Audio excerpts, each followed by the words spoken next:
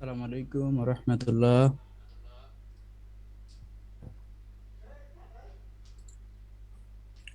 ওয়ালাইকুম আসসালাম রহমতুল্লাহ। কেমন আছো সবাই?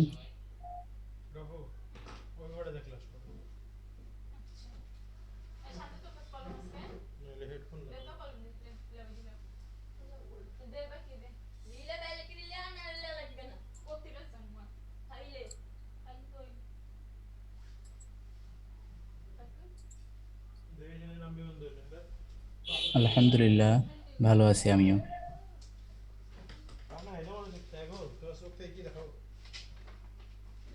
আমরা কমিউনিটি মেডিসিন আজ থেকে শুরু হবে বলেছিলাম। কমিউনিটি মেডিসিনের গত মাসে আমরা মনে হয় এই চ্যাপ্টারটাই পড়ছিলাম, তাই না? এমসিএইচ, তোমাদের এই চ্যাপ্টার পড়াচ্ছিলাম না?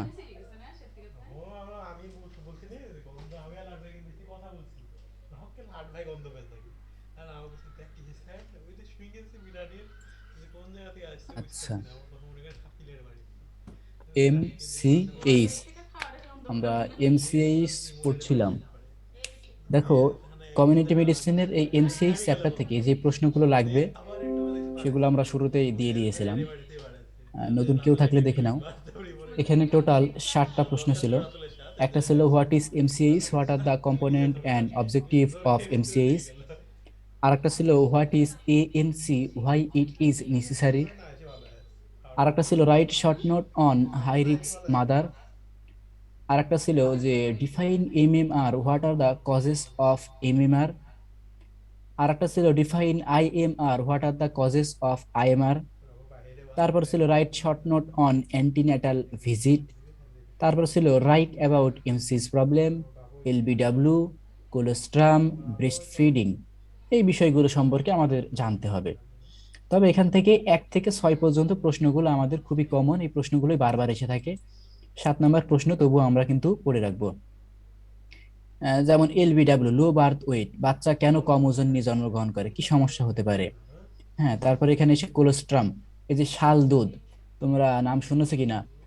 শাল দুধ বাচ্চা হওয়ার পর সাথে সাথে যে এই দুধটা মায়ের বুক থেকে খাওয়ানো হয়, এটা হচ্ছে কোলেস্ট্রাম। তারপর বেস্ট ফিডিং, মায়ের বুকের দুধ খাওয়াইতে হবে। কত দিন পর্যন্ত মায়ের বুকের দুধ খাওয়াইতে হবে, মায়ের বুকের দুধ খাওয়ালে আসলে উপকারিতা কি অপকারিতা কি, একটা বাচ্চা জন্মগ্রহণ করার পর কি কি খাবার দেওয়া যেতে পারে, কোন বয়সে বাচ্চার আসলে কি শুরু হয়, এই বিষয়গুলো নিয়ে আমরা আলোচনা করব ইনশাআল্লাহ, স্টেপ বাই স্টেপ। আমরা গত মাসের সম্ভবত 1 নম্বর প্রশ্নটা শুধু পড়া হয়েছিল। এর পাশাপাশি কিছু আমরা টার্ম দিয়েছিলাম। এই MCh, maternal and child health সিস্টেমটা পড়তে আসলে, ম্যাটারনাল অ্যান্ড চাইল্ড হেলথ সিস্টেমটা পড়তে আসলে আমাদের কিছু টার্ম জানতে হয়। আমাদের কিছু টার্ম জানতে হয়। এই টার্মগুলো সম্ভবত কিছুটা গত মাসের ক্লাসে আলোচনা করেছিলাম। ইনশাআল্লাহ আজকে আমরা বাকি কথাগুলো নিয়ে আলোচনা করব। ওকে, আমরা তাহলে আগে টার্মগুলো জেনে নিই, কারণ টার্মগুলোর সাথে পরিচিত না হলে টার্মগুলোর সাথে পরিচিত না হলে প্রশ্নগুলোর মাঝখানের কথা বোঝানো খুব ডিফিকাল্ট হয়ে যায়। বুঝতে পারলা? টার্মগুলো যদি জানো তো প্রত্যেকটা প্রশ্নের মধ্যে ওই টার্মগুলোই আছে, তাহলে তোমার জন্য খুব ইজি হয়ে যাবে। সো আমরা সেই টার্মগুলো একটু দেখে নিই, যে এই মেডিকেল টার্মে কি কি বিষয় এই চ্যাপ্টারে আমাদের দেখতে হয়। গত মাস তোমাদের কি কি লিখে দিয়েছিলাম আমার মনে নাই।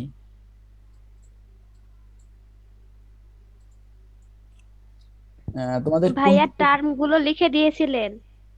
কোথায় পর্যন্ত লিখে দিয়েছিলাম? সর্বশেষটা কি ছিল? হচ্ছে ইকটপিক প্রেগনেন্সি। আচ্ছা, একটোপিক প্রেগন্যান্সি, ঠিক আছে। এই যে দেখো, এইগুলো আমরা লিখে দিয়েছিলাম, আজকে আমরা পরবর্তীগুলো লিখে দিব। অনেকগুলো আছে তো, ওটাই শেষ না তো, হ্যাঁ, আরো অনেকগুলো আছে, একটু খেয়াল করো। সবাই কি কথা ক্লিয়ার বুঝতে পারতেছো? সবাই কি কথা ক্লিয়ার বুঝতে পারছো? আচ্ছা, ঠিক আছে। তাহলে এখন আমরা এমসিএইচ চ্যাপ্টারের আলোচনা শুরু করতেছি। কি কি বলেছিলাম গতদিন, যে এল এম পি একটা আমরা টার্ম পাবো। এল এম পি মানে last menstrual period. Last menstrual period তার মানে সর্বশেষ যে মাসিকটা হয়েছিল, সর্বশেষ মাসিক কত তারিখ হয়েছিল, এটাকে আমরা বলি L M P, last menstrual period, মানে গত মাসের পিরিয়ডের ডেটটা। তারপর ছিল EDD, expected date of delivery. Expected date of delivery, expected date of delivery মানে ডেলিভারির প্রত্যাশিত দিন। তোমরা দেখবে আলট্রাসাউন্ড রিপোর্টে কিন্তু ডাক্তার বলে দিতে পারে যে বাচ্চা কত দিনে গিয়ে হবে, বা বাচ্চা কত দিন পর হবে, এই বাচ্চা হওয়ার ডেট কবে দেওয়া আছে, এই বিষয়গুলো কিন্তু ডাক্তাররা বলে দিতে পারে। আসলে কিভাবে ডাক্তাররা এই ডেটটা নির্ণয় করে, এটাই হচ্ছে আমাদের এই প্রশ্ন, যে EDD, expected date of delivery. এই এক্সপেক্টেড ডেট অফ ডেলিভারি বের করা বা এই ডেটটা নিয়ে আসার সিস্টেম হলো যে LMP যোগ 9 ক্যালেন্ডার মান্থ যোগ 7 ডেজ।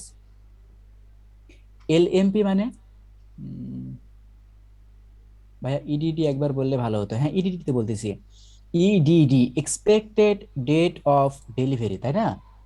এক্সপেক্টেড, এক্সপেক্টেড লিখে দিয়েছিলাম, এক্সপেক্টেড ডেট অফ ডেলিভারি মানে বাচ্চা প্রসব হওয়ার একটা আনুমানিক ডেট, প্রত্যাশিত দিন, কত তারিখে বাচ্চা হতে পারে। তোমরা জানো যেভাবে কিন্তু ডাক্তাররা বলে দিতে পারে, আল্ট্রাসাউন্ড করলে কিন্তু এটা বোঝা যেতে পারে বা বোঝা যায়। এটা আসলে কিভাবে নির্ণয় করা হয়, এটা নির্ণয় করার সূত্র হলো last menstrual period plus 9 calendar month plus 7 days. মাথায় রাখতে হবে যে লাস্ট মেনস্ট্রুয়াল পিরিয়ডের কিন্তু প্রথম দিন থেকে হিসাবটা শুরু হয়। মনে করো আজকে ডিসেম্বর মাসের 5 তারিখ, তো সর্বশেষ মাসিক হয়েছিল অক্টোবর মাসের আহ, অক্টোবর মাসের 15 থেকে 20 তারিখ। সর্বশেষ মাসিক হয়েছিল অক্টোবর মাসের 15 থেকে 20 তারিখ, 15 থেকে 20 অক্টোবর, 15 থেকে 20 অক্টোবর সর্বশেষ মাসিক হয়েছিল একটা মেয়ের। তো এখন পর্যন্ত আর মাসিক হয়নি, তো পরীক্ষা করে দেখা গেছে যে কনসিভ করছে, গর্ভধারণ করছে। তাহলে আমরা কিভাবে আসলে বুঝতে পারবো যে বাচ্চা কতদিন পর হতে পারে? তাহলে last first day of last menstrual period, সর্বশেষ মাসিকটা শুরু হয়েছিল কয় তারিখে বলো তো? সর্বশেষ মাসিকটা শুরু হয়েছিল কত তারিখ থেকে? এই যে 15 তারিখ থেকে, 15 অক্টোবর শুরু, মাসিক শেষের দিন না, সর্বশেষ মাসিক যেদিন শুরু হয়েছিল ওই দিন থেকে শুরু করে 9 ক্যালেন্ডার মাস, 9 মাস যোগ 7 দিন, 9 মাস যোগ 7 দিন, এই হিসাবটা যদি আমরা করি, এই ক্যালকুলেশনটা যদি আমরা করি, সেক্ষেত্রে আমরা কিন্তু পেয়ে যাব যে কত তারিখে বেবি হতে পারে, কত তারিখে বেবি হতে পারে। এরপর আরো কিছু টার্ম করে উল্লেখ করেছিলাম, যেমন ডিসমেনোরিয়া, পেনফুল মেনস্ট্রুয়াল ব্লিডিং, 9 মাসটা 28 দিন করে, ইয়েস। ডিসমেনোরিয়া, 9 ক্যালেন্ডার মানে এই মাসগুলো 28 দিন করে। ডিসমেনোরিয়া, ডিসমেনোরিয়া মানে পেনফুল মেনস্ট্রুয়াল ব্লিডিং, মাসিকের সময় যদি খুব বেশি ব্যথা হয়। নর্মালি মেনস্ট্রুয়েশনে বা মাসিক চক্র চলাকালে একটু ব্যথা হয়, এটা স্বাভাবিক। তো এই ব্যথাটা যদি খুব বেশি হয়, তাকে কিন্তু বলা হয় ডিসমেনোরিয়া। তারপর বলেছিলাম অ্যামোনোরিয়া, টেম্পোরালি অ্যাবসেন্ট অফ মেনস্ট্রুয়েশন, সাময়িকভাবে যদি মাসিকটা বন্ধ থাকে, সাময়িক কিছু সময়ের জন্য মাসিকটা বন্ধ। মনে করো যে প্রেগনেন্ট হয়েছে, মনে করো প্রেগনেন্ট হয়েছে, একটা মা গর্ভধারণ করেছে, তখন কি মাসিক হয়? তখন মাসিক হয় না, সাময়িকভাবে কোনো কারণে বন্ধ আছে, তখন আমরা তাকে কিন্তু বলি অ্যামোনোরিয়া। তারপর মেনোরেজিয়া কি? Excessive in amount or duration in a cycling bleeding, এই যে মাসিক চক্রটা চলে, এই মাসিক চক্রের সময় প্রচুর পরিমাণে রক্তক্ষরণ হয়। স্বাভাবিকভাবে যে পরিমাণ রক্তক্ষরণ হয়, একটা নর্মালি তো একটু হয়, তো এর চেয়ে একটু তুলনামূলক বেশি রক্তক্ষরণ হয়। বা একটা মাসিক যতদিন থাকার কথা ছিল তার চেয়ে বেশি দিন ধরে মাসিকটা চলছে, মনে করো 3 থেকে 5 দিন সাধারণত হয়, কিন্তু কারো 8 দিন, 10 দিন, 12 দিন, এই প্রবলেম। এরকম যদি হয় তখন আমরা তাকে কিন্তু বলি মেনোরেজিয়া, মেনোরেজিয়া। তারপর আছে menopause, permanent stoppage of menstruation, মাসিক যদি একদম স্থায়ীভাবে বন্ধ হয়ে যায় কোনো মেয়ের, তখন কিন্তু আমরা তাকে বলি মেনোপোজ। অ্যামোনোরিয়া মানেও মাসিক বন্ধ হয়ে যাওয়া, মেনোপোজ মানেও মাসিক বন্ধ হয়ে যাওয়া। কিন্তু অ্যামিনোরিয়া মানে, অ্যামোনোরিয়া মানে যে মাসিকটা সাময়িকভাবে কিছুদিনের জন্য বন্ধ হয়ে যাওয়া। আর মেনোপজ মানে পার্মানেন্ট বন্ধ হয়ে যাওয়া, এরপর কিন্তু আর মাসিক হবে না। সাধারণত বাংলাদেশের ক্ষেত্রে বলা হয় যে 49 বছর বয়সে গিয়ে কিন্তু একটা মেয়ের মাসিকটা বন্ধ হয়ে যায়, একটা মায়ের মাসিকটা বন্ধ হয়ে যায় 49 বছর বয়সে গিয়ে। তবে কারো কিন্তু এর আগেও হতে পারে, এর পরেও হতে পারে। খেয়াল করো, এটা গভর্নমেন্ট থেকে বলা। গভর্নমেন্ট থেকে বলা মানে সেটার একটা আসলে এভারেজ রেঞ্জ ধরা হয়, তবে কারো 2-1 বছর আগে পরে হতে পারে, এটা নিয়ে কিন্তু কোনো সমস্যা নেই। তখন গিয়ে যখন একবার মাসিকটা বন্ধ হয়ে গেল তখন আমরা তাকে বলবো মেনোপোজ। তোমরা জানো মেনো মানে মাসিক, আর পোজ মানে কিন্তু বন্ধ হয়ে যাওয়া, থমকায়া যাওয়া, আটকায়া যাওয়া। আমি কিন্তু এটা বারবার বলি। আহ, আজকে আমি বিএসসি দের ক্লাস নিলাম, একটা 2 ঘন্টা লেকচার দিলাম, কালকে ওদের ভাইবা আছে সেই জন্য। তো এই বিষয়গুলো নিয়ে এখন বিএসসি তেও বলতে হচ্ছে, মানে এমন নলেজের একটা পরিস্থিতি, স্টুডেন্টের ক্লাস না করে করে পড়াশোনার প্রতি এমন একটা অনাগ্রহ তৈরি হয়েছে যে বেসিক বিষয়গুলো তারা জানে না। ভেরি ব্যাড, মানে ম্যাটার অফ সরো, খুবই দুঃখের বিষয়। যে পোজ, জানো তোমরা পোজ, পিকচার ওঠানোর সময় গিয়ে বলো না এই একটা পোজ দিত। পোজ মানে কি? নির্দিষ্ট একটা পজিশন নিয়ে থমকায় যাওয়া, তাই না? পোজ ওখানে গিয়ে কি করে? ঝুঁকে নাকি? ড্যান্স করে, নড়াচড়া করে, তাকে পোজ বলে? পোজ মানে কি নড়াচড়া করে, মডেল করে, আঁকাবাঁকা হয়? নো, নির্দিষ্ট একটা স্টাইল নিয়ে থমকে যাওয়া, আটকে যাওয়া, বন্ধ হয়ে যাওয়া, এটাকে কিন্তু বলা হয় পোজ। বলে না একটা পোজ নে, সেলফি সেলফি নিব, পোজ দে। এই পোজ কিন্তু সেই পোজ। পোজ বানানটা কি? PAUSE। মেনোপোজ মানে কি তাহলে? মাসিক বন্ধ হয়ে যাওয়া, মাসিক আটকে গেছে, থমকে গেছে একদম। তারপর বলেছিলাম ডাব। ডাব নারকেল যেটা আমরা খাই, এই ডাব মানে কিন্তু dysfunctional uterine bleeding. Dysfunctional uterine bleeding মানে জরায়ু থেকে রক্তক্ষরণ, জরায়ু থেকে রক্তক্ষরণ। ডিসফাংশনাল কি কারণে জানা নাই, জরায়ু, ইউটেরাস মানে জরায়ু, ব্লিডিং মানে রক্তপাত। আরে জরায়ু থেকে কন্টিনিউয়াসলি ব্লিডিং হতে আছে, রক্তপাত হতে আছে। তারপর PID, pelvic inflammatory disease. PID, pelvic inflammatory disease, pelvic inflammatory disease, ঠিক আছে? PID মানে কি? Pelvic inflammatory disease. তারপর leucorrhoea, leucorrhoea, excessive normal vaginal discharge, মানে পার ভ্যাজাইনাল যদি হোয়াইটিশ যায়, মানে সাদা স্রাব, সাদা স্রাব, বাংলা কথা শোনো। লিউকোরিয়া মানে কি? PID বাংলা কি? PID মানে পেলভিক ইনফ্ল্যামেটরি ডিজিজ। পেলভিক মানে হিপ বোন, হিপ বোনের আর একটা নাম কিন্তু পেলভিস বোন, পেলভিস। হিপ বোনের আর একটা নাম কিন্তু পেলভিস। এই হিপ বোনের ভিতরে যদি ইনফ্লামেশন হয়, মানে প্রদাহ হয়, হিপ বোনের ভিতরে যদি ইনফ্লামেশন হয় বা প্রদাহ হয়, এই প্রদাহদায়ক কোনো ডিজিজকে আমরা বলি পেলভিক ইনফ্ল্যামেটরি ডিজিজ। এটা মেয়েদের খুবই কমন একটা ডিজিজ। আচ্ছা, এরপর বলছিলাম লিউকোরিয়া মানে কি ছিল? সাদা স্রাব। লিউকোরিয়া বাংলা কি? সাদা shrub, excessive normal vaginal discharge. Vagina দিয়ে যদি তার সাদা হোয়াইটিশ ডিসচার্জ হয়, তাকে আমরা বলি লিউকোরিয়া। তারপর আসি একটোপিক প্রেগনেন্সি। একটোপিক প্রেগনেন্সি এটা কি বলেছিলাম? যে implantation of the fertilized ovum occur other than normal uterine bleeding. সাধারণত তোমার স্পার্ম এবং ওভামটা কোথায় গিয়ে জাইগোট তৈরি করে? মেয়ের কোন জায়গায় স্পার্ম এবং ওভামটা ফার্টিলাইজ করে, উর্বর হয়? ইউটেরাসে বা জরায়ুতে গিয়ে। তোমাকে যদি জিজ্ঞাসা করা হয় যে এই যে স্বামী স্ত্রী মিলিত হলো, হওয়ার পর ভিতরে যে স্পার্ম গেল, মহিলার শরীর থেকে যে মহিলার শরীর থেকে যে ওভারিটা আসলো, স্পার্ম এবং অভাম, স্পার্ম এবং অভাম, স্পার্ম মানে শুক্রাণু যোগ অভাম মানে ডিম্বাণু, স্পার্ম এন্ড অভাম মিলিত হবে, হয়ে উর্বর হবে, হয়ে এরা জাইগোট তৈরি করে এবার যে আস্তে আস্তে ভ্রূণ তৈরি করবে। তো এই ঘটনাটা কোথায় ঘটায়? কেউ কি বলতে পারবে? কেউ কি বলতে পারবে? এটা কিন্তু ইউটেরাসে ঘটে। সাধারণভাবে নর্মালি একটা সুস্থ মহিলার কোথায় এই জিনিসটা মিলিত হয়?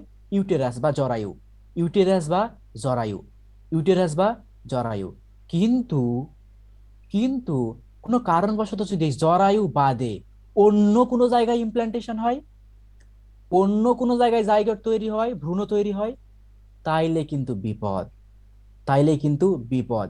তাকে আমরা বলি একটোপিক প্রেগনেন্সি। মানে ইউটেরাস বাদে অন্য কোনো জায়গায় যদি implantation of fertilise ovum, implantation মানে ভ্রূণ তৈরি হওয়া, ফার্টিলাইজ মানে উর্বর, ওভাম মানে ডিম্বাণু, উর্বর ডিম্বাণুটা ভ্রূণ তৈরি করে। কোথায় তৈরি করে? জরায়ু বাদে অন্য কোনো জায়গায়। জরায়ুতে করলে ঠিক ছিল, নর্মালি করতে হয় জরায়ুতে, জরায়ুতে সে ভ্রূণ তৈরি করবে। জরায়ুতে সে ভ্রূণ তৈরি করবে। একটোপিক মানে অন্য কোনো জায়গায়, একটোপিক মানে অন্য কোনো জায়গায়। বললাম তো যে জরায়ু বাদে অন্য কোনো জায়গায় যদি ভ্রূণ তৈরি হয়, তখন আমরা তাকে বলি একটোপিক প্রেগনেন্সি। তো আচ্ছা ভাইয়া, জরায়ু বাদে অন্য কোন কোন জায়গায় ভ্রূণ তৈরি হতে পারে? দু একটা জায়গার নাম বলবেন? আচ্ছা বলি। একটোপিক প্রেগনেন্সি হলে কি হয়, কি প্রবলেম হবে? আমরা 3 নাম্বার প্রশ্ন যখন আলোচনা করব তখন কিন্তু এই কথাটা পাবো। একটোপিক প্রেগনেন্সি যতগুলো কথা বলতেছি, প্রত্যেকটা কথাই আমরা পাবো। পাবো বলেই কিন্তু আমি সিরিয়ালে লিখে রেখেছি। বুঝনি? প্রয়োজন নাই এরকম কোনো কথা এখানে লেখা নাই। সো এই টার্ম গুলো একটু মাথার মধ্যে ঢুকাও, আর একটু অপেক্ষা করো, প্রশ্নগুলো আমাকে শেষ করতে দাও। ওই চ্যাপ্টারের মধ্যে এই আলোচনাগুলো আছে, এই জন্য আমি আগে এই কথাগুলো বলতেছি। এগুলো যখন তুমি পড়ে নিবা, তখন তোমাকে আমি সিরিয়ালে যখন এই টার্মগুলো বলবো, তখন তুমি নিজে নিজেই পারবা এটা মানে এটা, এটা মানে এটা। এটা পড়ানোর সিস্টেম, এই এক একটা স্লাইড করতে কয়েকদিন করে সময় লাগে। অনেকগুলো বই রেফারেন্স থেকে এগুলো করতে হয়। করেছি মানে অবশ্যই তোমাদের জন্য প্রয়োজন আছে। ঠিক আছে, পেয়ে যাবা। তাহলে একটোপিক প্রেগনেন্সি বললাম। ইউটেরাস বাদে অন্য কোনো জায়গায় যদি ইমপ্লান্টেশনটা হয়, তো ইউটেরাস বাদে অন্য কোন জায়গায় ইমপ্লান্টেশন হতে পারে? অন্য কোন জায়গায় এই জাইগোট তৈরি হতে পারে? ফ্যালোপিয়ান টিউবে হতে পারে, অভারিতে হতে পারে, অ্যাবডোমিনাল ক্যাভিটিতে হতে পারে। ওকে, এই কয়েকটা কিন্তু গত মাসে ছিল। গত মাসের কথা বলতে আমাদের অলরেডি 20 মিনিট শেষ। আমরা তারপর আরো কয়েকটা টার্ম নিয়ে এবার আলোচনা করব। আমরা আরো কিছু টার্ম নিয়ে আলোচনা করব।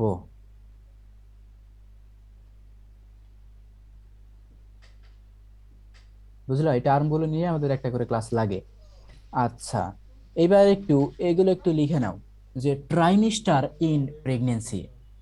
ট্রাইমিস্টার ইন প্রেগনেন্সি ওটা লিখে নাও, বা এই পেজটা লিখে নাও। আচ্ছা, এইটা আগে লিখো তো, এই পেজটা আগে লিখে নাও, তাড়াতাড়ি করো। আমরা এতক্ষণ যে কথাগুলো বললাম, তারপর এই টার্মগুলো লেখা শুরু করো।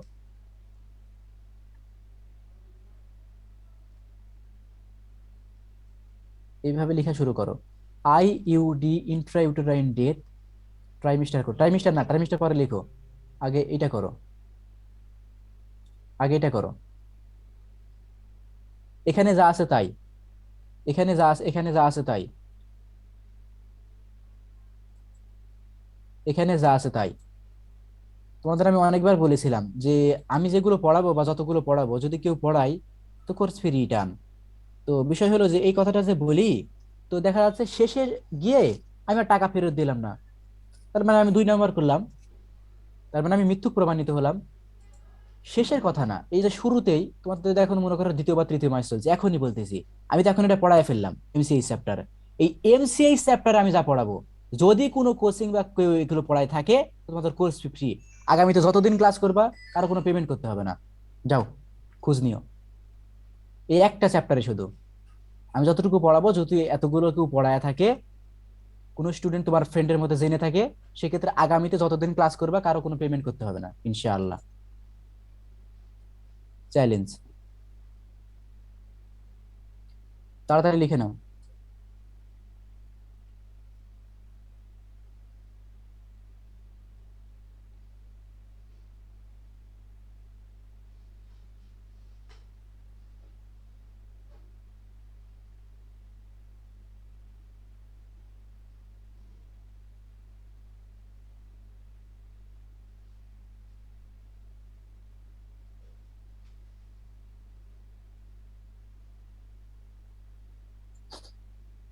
এখানে যা আছে লিখে নাও। এই টার্মগুলো খুবই জরুরি এবং খুব ইম্পর্টেন্ট, সামনে আমরা এগুলো পাবো।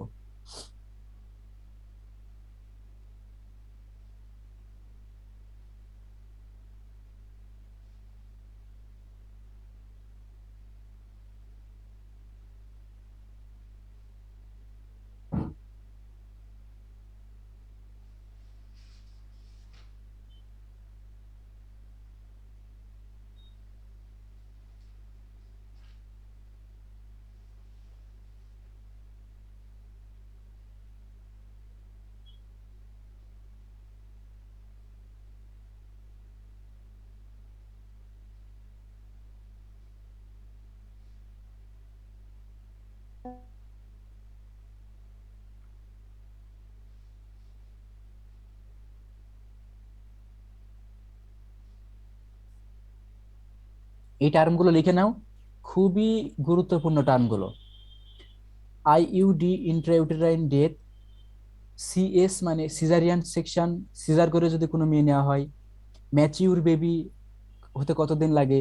প্রি ম্যাচিউর কাকে বলি আমরা, পোস্ট ম্যাচিউর কাকে বলি, এগুলো একটু লিখে নাও। আগে লিখে নাও, তারপর আমরা আলোচনা করব।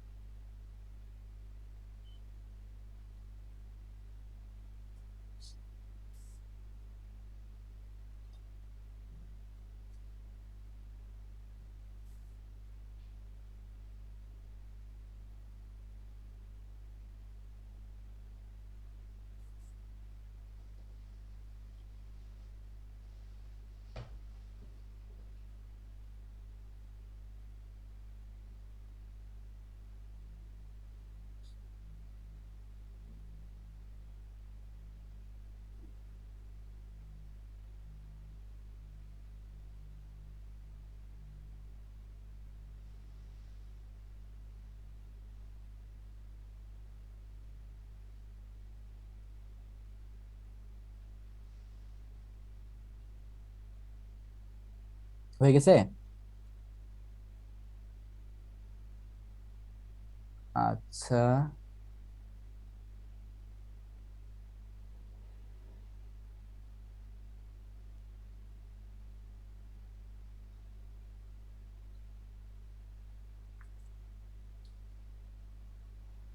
হয়েছে না? ঠিক আছে, হলে খুব ভালো।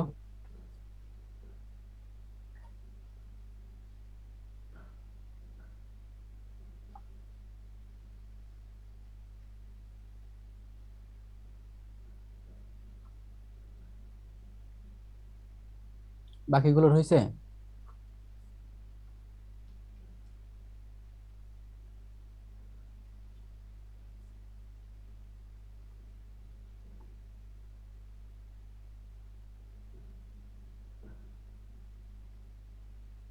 আচ্ছা,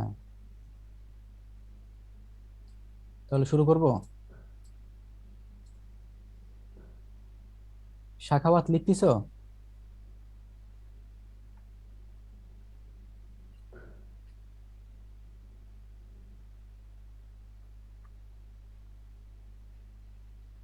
ঠিক আছে।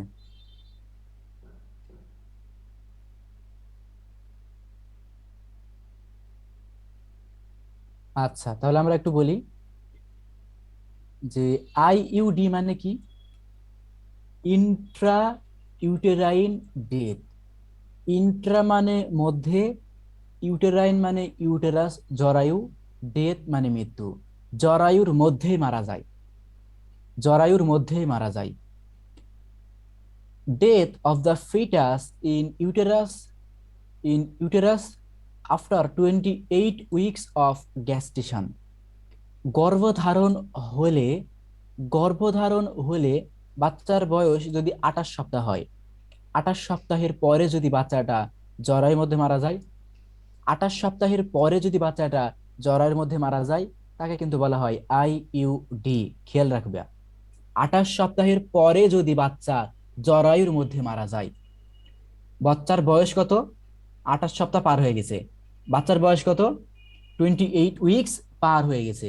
28 উইকস পার হয়ে যাওয়ার পরে বাচ্চা যদি আহ জরায়ুর মধ্যে মারা যায়, তাকে কিন্তু বলা হয় IUD.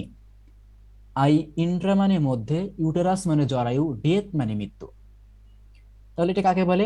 Death of the foetus, ভ্রূণ বা বাচ্চার মৃত্যু, ইন ইউটেরাস জরায়ুর মধ্যে, বাচ্চার মৃত্যু জরায়ুর মধ্যে, আফটার 28 উইকস 28 সপ্তাহের পর, অফ গ্যাস্টেশন মানে গর্ভধারণ। গ্যাস্টেশন মানে গর্ভধারণ, এই টার্মটা যেন কখনো ভুল না হয়। গ্যাস্টেশন মানে কি? গর্ভধারণ। গ্যাস্টেশন মানে কি? গর্ভধারণ। আচ্ছা, তারপর আমরা আসি সিএস। সিএস মানে কি? সিজারিয়ান সেকশন, বলে না যে সিজার করে বাচ্চা হয়েছে, বলে না সিজার করে বাচ্চা হয়েছে, এটাকে কিন্তু সংক্ষেপে বলা হয় CS, caesarean section. Caesarean section মানে সিজার করে বাচ্চা হওয়া। তারপর যদি আসি যে ম্যাচিউর বেবি, আচ্ছা একটা পরিপক্ক বা একটা পুষ্ট বেবি পেতে কতদিন সময় লাগতে পারে? 37 থেকে 41 সপ্তাহ।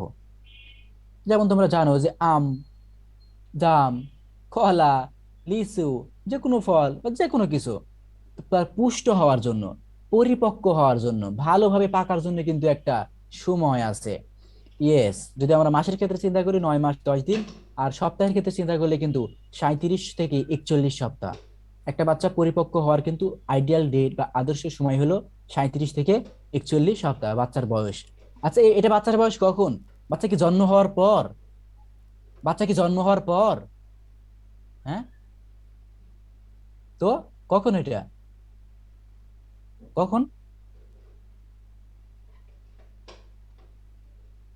ইয়েস, আগে মায়ের পেটের মধ্যে, মায়ের পেটের মধ্যে গর্ভধারণ অবস্থায়, গর্ভধারণ অবস্থায়, ইয়েস।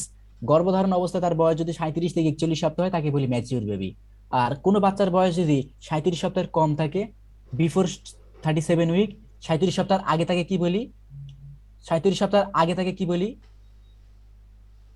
Pre mature. প্রি মানে পূর্বে, ম্যাচিউর মানে পরিপক্ক, মানে ম্যাচিউর হওয়ার পূর্বের অবস্থা। অকালপক্ক নাকি অপরিপক্ক? অপরিপক্ক। আর একটা কিছু আছে আছে না, অল্পতে পেকে গেলে কি যেন কয়? আচ্ছা, ওইটা বুঝলা। আর একটা হচ্ছে যে পোস্ট ম্যাচিউর। পোস্ট ম্যাচিউর কি? ইসলে পাকা নাকি, বেশি পাক না। আচ্ছা। আচ্ছা, প্রি ম্যাচিউর মানে কিন্তু বাচ্চা এখন ম্যাচিউর হয়নি। পোস্ট ম্যাচিউর মানে কি? আফটার 41 উইকস, 41 সপ্তাহ পার হয়ে গেলে কিন্তু আর বাচ্চা বেশি ম্যাচিউর হয়ে যাবে। মাথায় রাখতে হবে, প্রি ম্যাচিউর হলেও বিপদ, পোস্ট ম্যাচিউর হলেও কিন্তু বিপদ। মাথায় রাখতে হবে, প্রি ম্যাচিউর হলেও বিপদ, পোস্ট ম্যাচিউর হলেও কিন্তু বিপদ, রিস্ক থাকে, বেশ কিছু রিস্ক থাকে। তারপর একবার প্রেগনেন্সি হয় কোনো মেয়ের, কোনো মায়ে একবার গর্ভধারণ করছে কোনো মেয়ে, তাকে আমরা বলি গ্র্যাভিডা। একবার গর্ভধারণ করলে কি বলি? গ্র্যাভিডা। আর একবার যদি একটা সুস্থ বাচ্চা হয় তাকে কিন্তু বলা হয় প্যারা। প্যারা। গর্ভধারণ করছে, বাচ্চা মারা যায়, সুস্থ হোক অসুস্থ হোক সেটা পরের বিষয়, গর্ভধারণ করলে আমরা তাকে বলি গ্র্যাভিডা। আর যদি একটা সুস্থ বাচ্চা হয় তাকে বলি প্যারা। আমি আবার এক্সাম্পল দিয়েছি। সো টু গ্র্যাভিডা ওয়ান প্যারা। কোন একটা মায়ের আমরা বুঝতেছি টু গ্র্যাভিডা ওয়ান প্যারা মানে কি? দুইবার গর্ভধারণ হয়েছে, কিন্তু দুইবার গর্ভধারণ হয়েছে কিন্তু সুস্থ বাচ্চা হয়েছে একটা। এখন একটা মেয়ের ক্ষেত্রে যদি বলা হয় ফোর গ্র্যাভিডা টু প্যারা, এটা মানে কি বোঝায় বলতো? ফোর গ্র্যাভিডা টু প্যারা এটা মানে কি বোঝায়?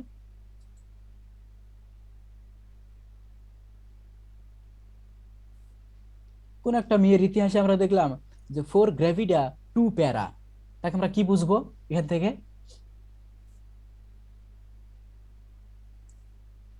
চারবার গর্ভধারণ হয়েছে তবে সুস্থ বাচ্চা হয়েছে কিন্তু দুইটা, আর দুইটা হয়তো মারা টারা গেছে বা কোনো একটা সমস্যা হয়েছে, অ্যাবর্শন হয়েছে বা যেটাই হোক না কেন, চারবার গর্ভধারণ হয়েছিল কিন্তু বাচ্চা হয়েছে কয়টা? দুইটা। ইয়েস, বুঝে গেছো তোমরা। এরপর ফার্স্ট টাইম প্রেগনেন্সি। একটা মেয়ে যখন জীবনের প্রথম বাচ্চা নেয়, প্রথম কনসিভ করে, প্রথম যখন গর্ভধারণ করে তাকে কিন্তু বলা হয় প্রিমি। প্রথম গর্ভধারণ করেছে তাকে বলা হয় প্রিমি। আর ফার্স্ট প্রেগনেন্সি বিফোর 18 ইয়ার, প্রথম গর্ভধারণটাই কিন্তু সেটা 18 বছরের আগে। মনে করো তুমি প্রথম প্রেগনেন্ট কিন্তু তোমার বয়স 18 এখনো হয়নি, তার আগেই তুমি প্রেগনেন্ট, তাকে কি বলা হয়? আর্লি প্রিমি। আর কোনো মেয়ে যদি প্রথম প্রেগনেন্টটাই বা প্রথম গর্ভধারণটাই 35 বছরের পর হয় তাকে কিন্তু বলা হয় ইলডারলি প্রিমি। ইলডারলি প্রিমি। এখন বলো এই পেজের যেগুলো আছে এগুলো বুঝলা কিনা? বুঝেনি এরকম কোনটা আছে? কোনোটা না বুঝলে প্রশ্ন করো। 1 number, IUD, Intra uterine death. একটা বাচ্চার বয়স মায়ের পেটের মধ্যে যদি 28 সপ্তাহ পার হয়ে যায়, 28 সপ্তাহের পরে পরে যদি বাচ্চাটা জরায়ুর মধ্যে মারা যায়, 28 সপ্তাহের পরে যদি বাচ্চাটা জরায়ুর মধ্যে মারা যায় তাকে কিন্তু বলা হয় IUD, ইন্ট্রা ইউটেরাইন ডেথ, মানে জরায়ুর মধ্যেই বাচ্চা মারা গেছে, জরায়ুর মধ্যেই বাচ্চাটা মারা গেছে। আচ্ছা, কারো কোনো প্রশ্ন আছে? Mature, pre mature, post mature, primi, elderly primi, বুঝছো? ভাইয়া ফার্স্ট প্রেগনেন্সি আফটার 8 ইয়ার্স হবে না? না, এখানে তো আফটার বলিনি, এখানে বিফোর লিখে আছে তো। একটা মেয়ের প্রথম বাচ্চা হয়েছে, সেটা 18 বছরের আগে, প্রথম বেবিটা, তাকে বলা হয় আর্লি প্রিমি। আর একটা মেয়ের প্রথম বেবিটাই হয়েছে 35 বছরের পরে, তাকে বলা হয় ইল্ডারলি প্রিমি। একটা হচ্ছে আর্লি প্রিমি, একটা হচ্ছে ইল্ডারলি প্রিমি। আর্লি প্রিমি মানে কি, ইল্ডারলি প্রিমি মানে কি, একটু পরেই পাবা। ঠিক আছে। সিএস, সিএস মানে সিজারিয়ান সেকশন, সিজার করে যদি বাচ্চা নেওয়া হয়। সিজার করে বাচ্চা হয় না, বলে না যে সিজার করেছে বাচ্চাটা বা সিজার করে বাচ্চা হয়েছে, ওটাকে আমরা কিন্তু বলি মেডিকেল ভাষায় caesarean section. Caesarean section, caesarean section. তাহলে আর কারো কোনো প্রশ্ন নাই? আচ্ছা, তাহলে এইবার এই টার্মগুলো লিখো। ট্রাইমিস্টার ইন প্রেগনেন্সি, পয়েন্ট দাও দিয়ে। প্রেগনেন্সিতে কয়টা ট্রাইমিস্টার আছে? 3টা। আগে এই ট্রাইমিস্টারটা লিখে নাও তো, তারপর যা বলি সেটা লিখবা। শুধু ট্রাইমিস্টারটা লিখো এখান থেকে।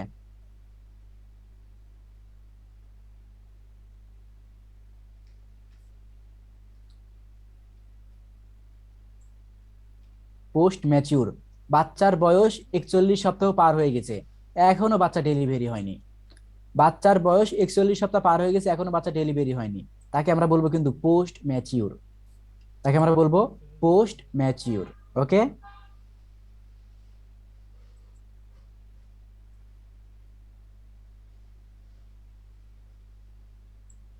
এই কথাটা লিখো। ট্রাইমিস্টার ইন প্রেগনেন্সি, প্রেগনেন্সিকে আমরা কয়টা ভাগে ভাগ করি? 3টা। প্রেগনেন্সিকে আমরা কয়টা ভাগে ভাগ করি? 3টা। First trimester, second trimester and third trimester.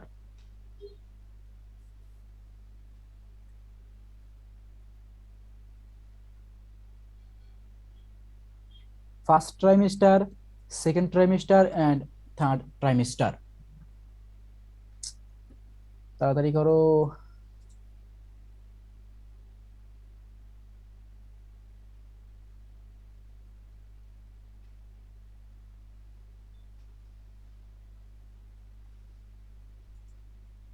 3টা ট্রাইমিস্টার হয়েছে।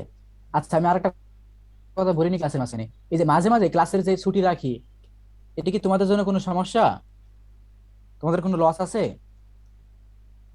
আমি যে মাঝে মাঝে ক্লাসে ছুটি রাখি, এটা কি তোমাদের কোনো লস আছে এতে? হ্যাঁ, তোমাদের তো কোনো লস নাই। সো ছুটি রাখলে এটা নিয়ে আশা করবো কোনো কমপ্লেন থাকবে না, তাই না? আমি অবশ্যই রেগুলার ক্লাস নেওয়ার চেষ্টা করি, কিন্তু যখন ব্যাচ গুলো একবার বেশি চেপে যায়, এই যে মনে করো গত 10 দিন কয়েকটা ব্যাচ বন্ধ রাখছিলাম, এখন শুরু করতে হচ্ছে, সামনের সপ্তাহে ছুটি থাকতে পারে 2-1 দিন। তোমাদের কিন্তু কোনো লস নাই, ঠিক আছে? লাস্ট তোমরা পাবা। তাহলে 3টা ট্রাইমিস্টার, প্রেগনেন্সিতে কয়টা ট্রাইমিস্টার? 3টা। কি কি? First, second, third. First trimester কাকে বলে? 1 সপ্তাহ থেকে 12 সপ্তাহ পর্যন্ত। ফার্স্ট ট্রাইমিস্টার 1 সপ্তাহ থেকে 12 সপ্তাহ পর্যন্ত। সেকেন্ড ট্রাইমিস্টার 13 থেকে 28 সপ্তাহ পর্যন্ত। থার্ড ট্রাইমিস্টার 29 থেকে 40 সপ্তাহ পর্যন্ত। দেখো, 3টা ট্রাইমিস্টারে প্রেগনেন্সিকে আমরা ভাগ করলাম। প্রেগনেন্সিতে কয়টা ভাগে ভাগ করলাম? 3টা। 1 থেকে 12 সপ্তাহ, 13 থেকে 28 সপ্তাহ, আর 29 থেকে 40 সপ্তাহ। প্রেগনেন্সিকে 3টা ভাগে ভাগ করলাম। কেন 3টা ভাগে ভাগ করলাম? কেন 3টা ভাগে ভাগ করলাম? কারণ আছে, কারণ আছে। ঠিক আছে, আমরা এটা কিন্তু পরে পাবো। ট্রাইমিস্টার কি? ট্রাইমিস্টার মানে অভ্যন্তরীণ সময়, প্রেগনেন্সির অভ্যন্তরীণ সময়। একটা প্রেগনেন্সি তো সাধারণত এই যে 9 মাস হয়ে থাকে মনে করো, বা 40 সপ্তাহ, তাই না? তো এটাকে আমরা 3টা ভাগে ভাগ করলাম, কারণ এক একটা ট্রাইমিস্টারে এক এক রকম সাইন সিমটম হয়, এক একটা ট্রাইমিস্টারে এক এক রকম প্রবলেম হয়। আমরা আস্তে আস্তে আসবো, এটা জেনে রাখো। দ্বিতীয় কথা, আচ্ছা ভাইয়া, মায়ের পেটের মধ্যে বাচ্চা কিভাবে থাকে? মায়ের পেটের মধ্যে বাচ্চা কি পজিশনে থাকে? এটাকে বলা হয় যে লঙ্গিচুডিনাল, লঙ্গিচুডিনাল প্রেজেন্টেশন বা লঙ্গিচুডিনাল পজিশন। তার মানে মাথা থাকে নিচের দিকে, পা থাকে উপরের দিকে।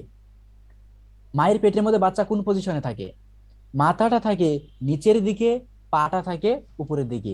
প্রায় 95% বাচ্চার ক্ষেত্রে কিন্তু এই পজিশন হয়, এবং এটাই পারফেক্ট এবং সঠিক পজিশন। মাথা থেকে কোন দিকে বলো তো? মাথা কোন দিকে, উপরে না নিচে? উপরে না নিচে? নিচে। পা থাকে কোন দিকে? পা কোন দিকে? মাথা নিচে, পা উপরে। এটা কিন্তু লঙ্গিচুডিনাল পজিশন। বাচ্চা কোন পজিশনে মায়ের পেটের মধ্যে থাকে? Longitudinal position. এখন দেখা যাচ্ছে মাথায় আছে উপরে, পা আছে নিচে, এটাও কিন্তু প্রবলেম। বা মাথা পা সমান সমান সমান্তরাল হয়ে আছে, এরকম এরকম পাতাল হয়ে আছে, এটাও কিন্তু প্রবলেম। বিপদের হাট বাজার, আমরা কিন্তু পাবো এই কথাগুলো। ঠিক আছে। আচ্ছা, এইবার আমরা আরো কয়েকটা টার্ম দেখবো। প্রি একলামশিয়া, একলামশিয়া। আচ্ছা, একলামশিয়া নামে কোনো টার্ম শুনছো তোমরা কখনো? একলামশিয়া,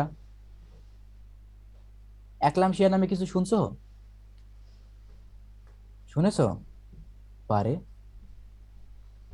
আচ্ছা, প্রেগনেন্ট মায়ের কিন্তু খুবই ক্রিটিক্যাল একটা কন্ডিশন, খুবই ডেঞ্জারাস কন্ডিশন এই বিষয়গুলো।